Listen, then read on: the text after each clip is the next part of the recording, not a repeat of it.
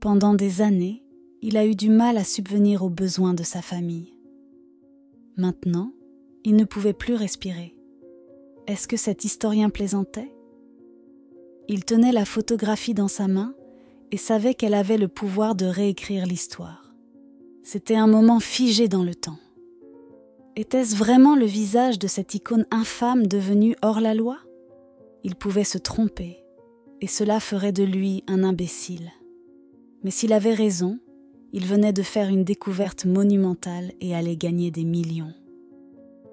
Il savait que les enjeux étaient élevés, mais il n'aurait jamais pu imaginer les événements qui allaient se dérouler et comment ils allaient consommer 5 années de sa vie. Randy Guijarro ne croyait pas en la chance.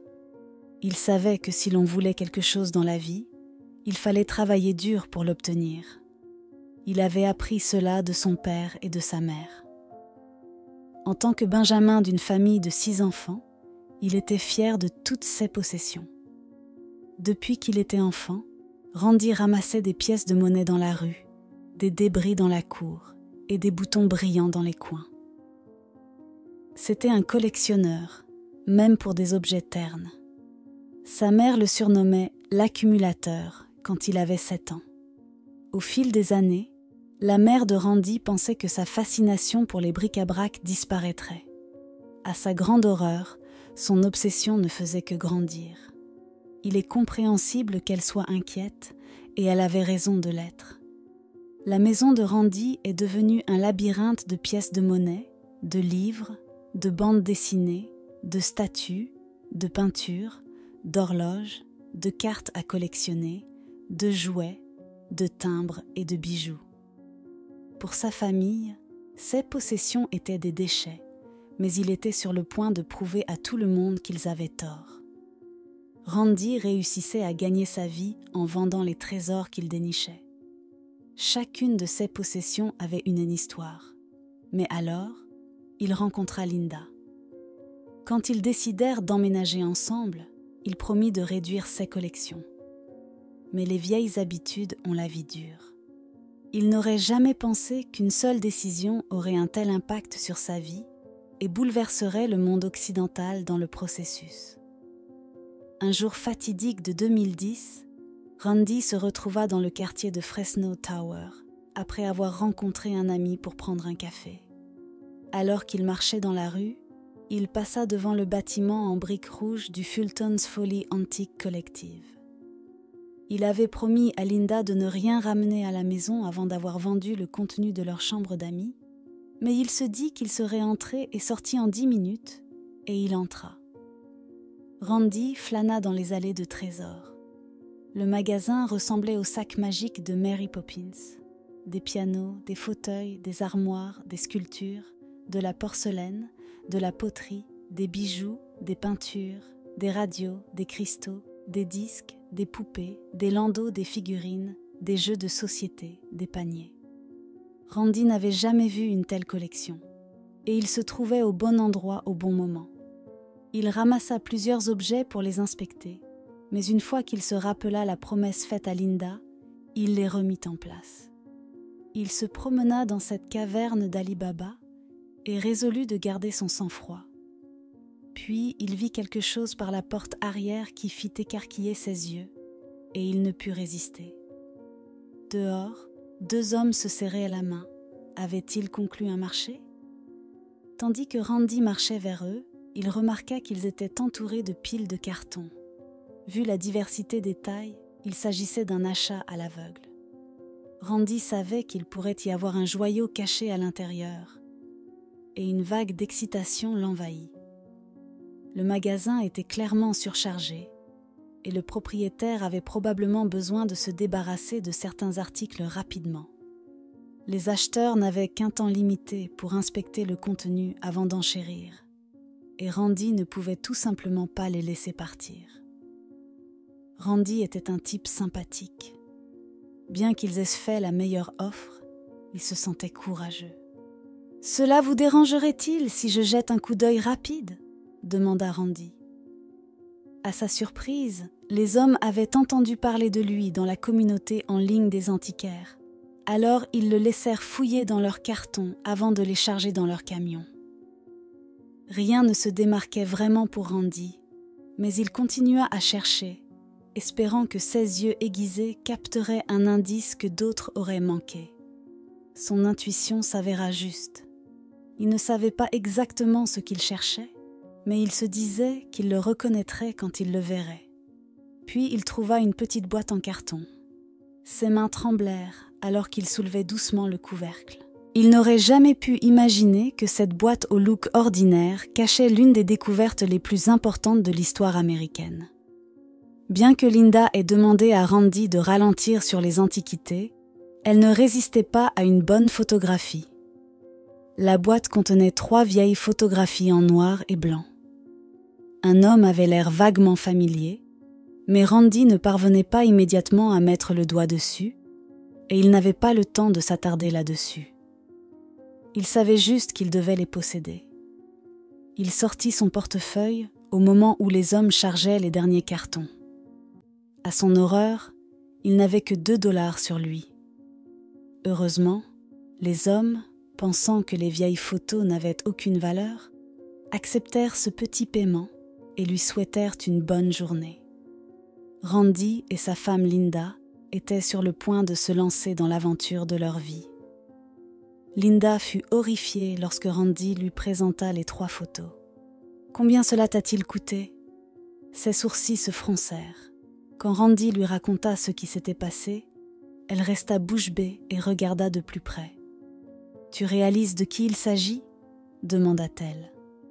Si elle avait raison, cette photographie vaudrait des millions. Puis Randy le vit, ce visage inimitable qui le fixait. Linda et Randy organisèrent une rencontre avec un historien local pour inspecter les visages. L'historien déclara que les photos dataient du XIXe siècle. Randy ne fut pas surpris. Les images étaient visiblement anciennes. Puis Linda exprima ce qu'il n'avait osé qu'espérer. Elle pointa du doigt l'homme au milieu du groupe de personnes jouant au croquet sur la photo et chuchota « Billy the Kid ». Billy the Kid est l'une des figures les plus connues du Far West américain.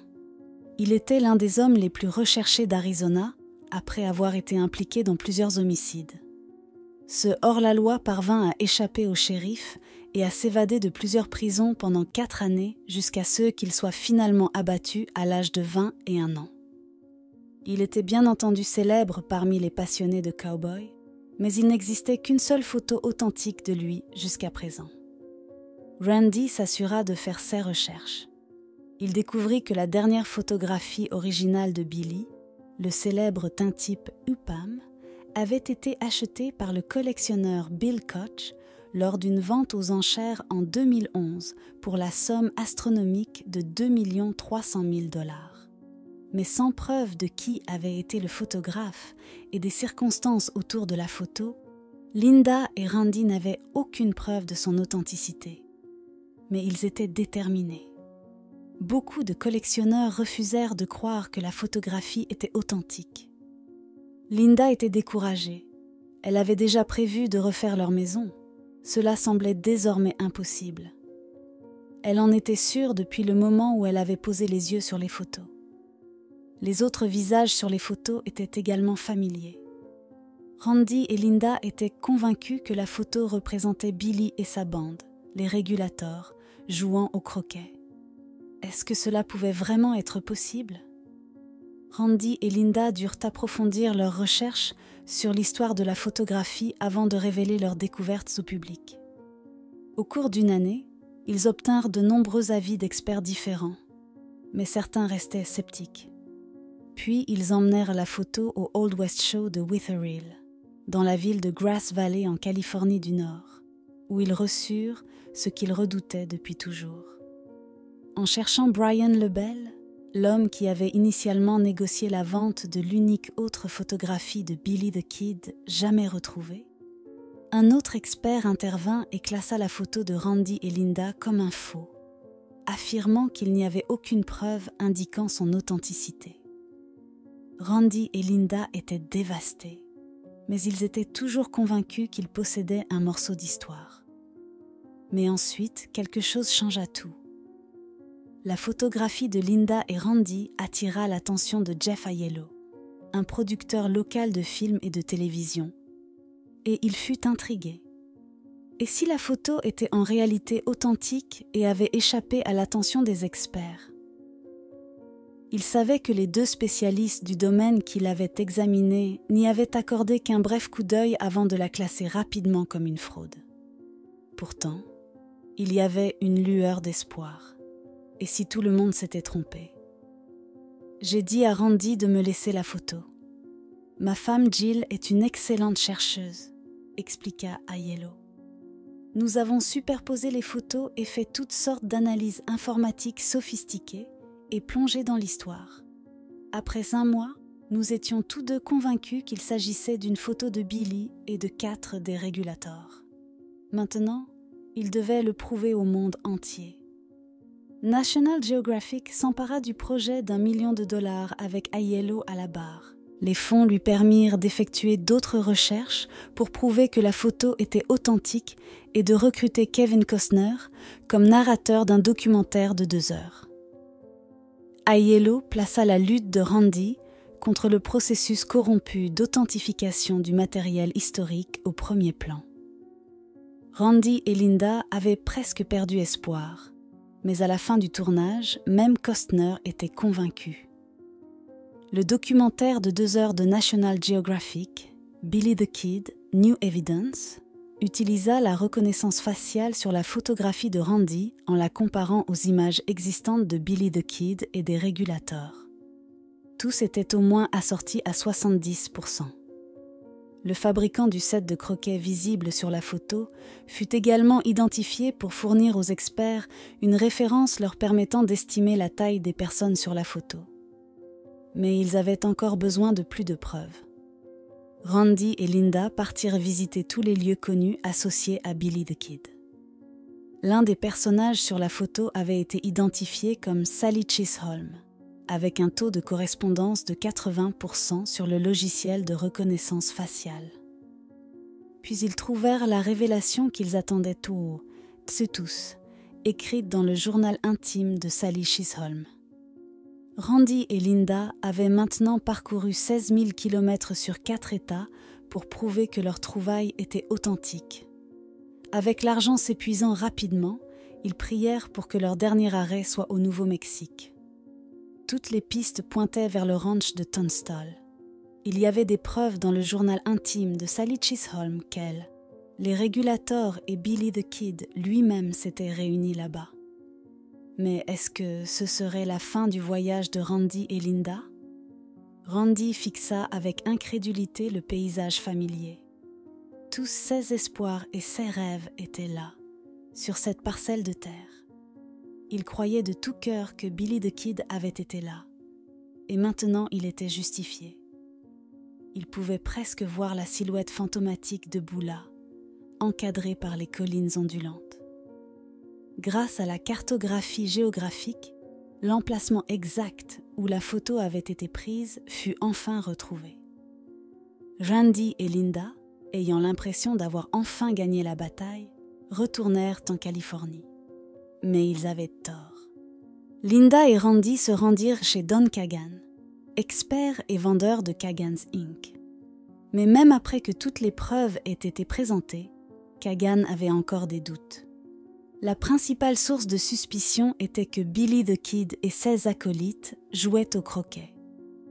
Randy expliqua que le set de croquets appartenait à Henry Tunstall, qui était anglais. Tout cela avait un sens. Mais pourquoi personne d'autre ne le voyait-il?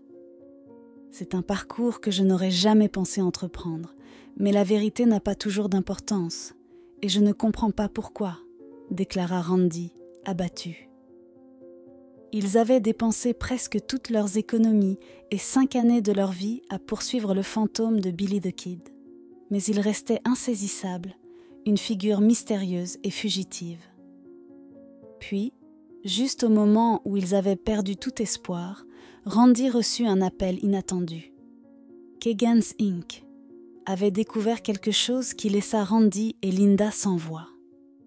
le partenaire de Don Kagan s'était rendu au ranch de Tunstall et avait voyagé jusqu'à l'endroit où la photo avait été prise. Il remarqua qu'il y avait des signes d'une autre structure sous le bâtiment actuel, exactement là où la maison sur la photographie aurait été. Il put alors recréer la maison grâce à un logiciel avancé. Il n'avait pas besoin de plus de conviction. Ils fixèrent le prix de base à 5 millions de dollars pour la photo. Linda n'en revenait pas que leur dur labeur ait finalement porté ses fruits. Mais ce n'était pas le premier cas de trésor caché. Des émissions comme American Pickers et Antique Roadshow ont réussi à transformer des objets poussiéreux en milliers de dollars. Le public de ces émissions va des jeunes aux plus âgés, attirant le public le plus large possible. Tout le monde aime faire une bonne affaire, mais une grande fortune sous la forme du vase de sa grand-mère est le rêve de tout le monde. Ainsi, Internet ne pouvait pas se lasser de l'histoire de Randy. Naturellement, la découverte de Randy devint virale avant qu'il n'attire l'attention de National Geographic. Le monde entier est maintenant à l'affût de tout trésor caché qui pourrait leur rapporter une petite fortune. Mais Randy a passé des années à faire des recherches pour atteindre ce niveau d'expertise, et tout le monde n'aurait pas la chance d'acheter des photos pour 2 $ valant 5 millions. Mais il reste une question à la fin de cette histoire. J'espère que cela incitera d'autres personnes à fouiller dans leur malle et leur grenier, partagea Randy, car il y a tant de trésors qui attendent d'être découverts. Si cela avait appris quelque chose à Randy, c'est de suivre son instinct et, plus important encore, de faire confiance à sa femme. Mais l'histoire ne s'arrête pas là. Une autre photographie de Billy the Kid a été découverte depuis la diffusion du documentaire de National Geographic.